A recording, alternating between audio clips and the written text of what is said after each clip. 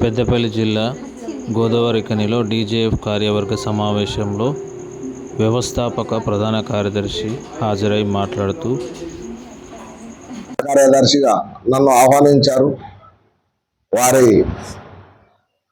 ఏదైతే సమస్యలు ఉన్నాయో వాటిపై కులంకషంగా చర్చించి తద్వారా కొద్దిమంది వ్యక్తులు డీజేఎఫ్ అంటే డెమోక్రాటిక్ జర్నలిస్ట్ ఫెడరేషన్ అర్థాన్ని మార్చేసి ఏకపక్ష నిర్ణయాలు తీసుకుంటూ ఎన్నో రకాల అరాచకాలకు పాల్పడుతున్నారంటని వారి మనోవేదనని నా ముందు తెలియజేయడం జరిగింది. అది నిజంగా వాస్తవం. ఎందుకంటే మొట్టమొదట వారికి బలిగా మారింది నేను, అంటే శ్రీనివాసరావు జాదవ్, ఏనుగు మల్లారెడ్డి, విజయ్ కుమార్ నారమల్ల, మాసం రత్నాకర్, వీళ్ళంతా వ్యవస్థాపక సభ్యులు. ఒక వ్యవస్థాపక సభ్యుల్ని తీసివేయాలంటే అసలు రాజ్యాంగం ఏం చెప్తుంది, చట్టం ఏం చెప్తుంది అనేది మొట్టమొదట ఈ తీసేసేటోళ్ళకి తెలిసి ఉండాలి.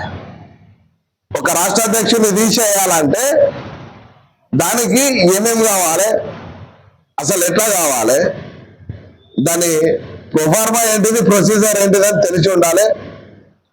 ఏకపక్ష నిర్ణయంగా ఎవరిని పడితే వాళ్ళని తీసేయడానికి లేదు.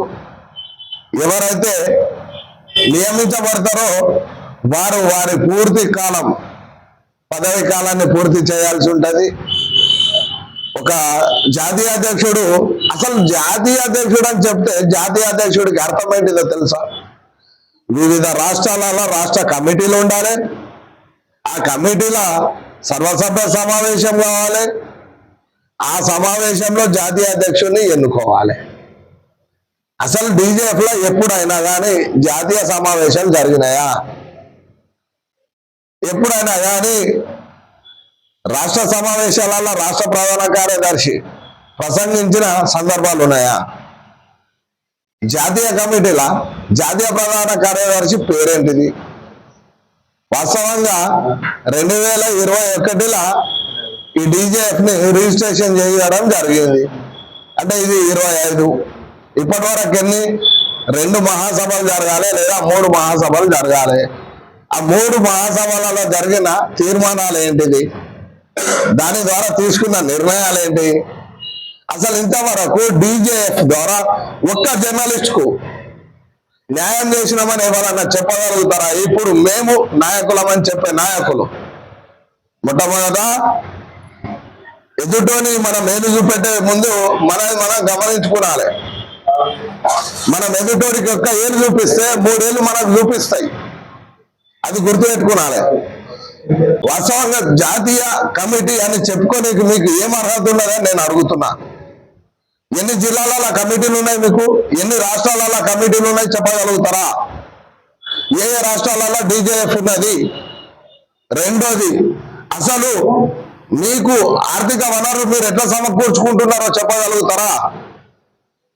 ఇప్పుడు నేను ఎవరెవరి పేర్లైతే ఉటంకిస్తున్నానో వాళ్ళంతా మళ్ళా డీజేఎఫ్ బలోపేతానికి ఏకమవుతున్నారు. వాళ్ళ ఆధ్వర్యంలోనే డీజేఎఫ్ అనేది ముందుకు పోతుంది. ఒకటి ఏనుగు మల్లారెడ్డి, రెండోది నారమల్ల విజయ్ కుమార్, మూడోది మాసం రత్నాకర్, నాలుగోది జాదవ్, అలాగే శ్రీనివాస్ మంచిర్యాల నుంచి కార్యవర్గ సభ్యులుగా పెట్టినాం. గుర్తుందా? అది లేదు. వీళ్ళంతా వాళ్ళు వ్యవస్థాపక సభ్యులు.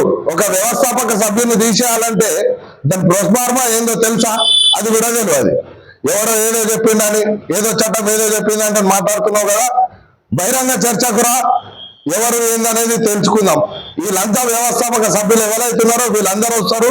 నువ్వే స్థలం నిర్ణయించు, నువ్వే సమయం నిర్ణయించు, ఖచ్చితంగా మేము వస్తాం, డీజేఎఫ్ ని కాపాడుకుంటామని మాట్లాడుతున్నాం. ఇవాళ రాష్ట్ర స్థాయిలో దాదాపుగా 18 జిల్లాలలో కమిటీ ఉంటే ఇవాళ ఎక్కడికి వచ్చింది? 2 జిల్లాలకు వచ్చింది. మేము నిర్మించిన నిర్మాణాన్ని నువ్వు కూలదేసి కుప్పదేసినావు. ఇప్పుడు మళ్ళా పునర్నిర్మాణం చేయాలి. ఈ సభ్యులంతా ఏకమవుతారని తెలియజేస్తున్నాను. ఈ అవకాశం ఇచ్చిన పెద్దలందరికీ పేరు పేరున ధన్యవాదాలు.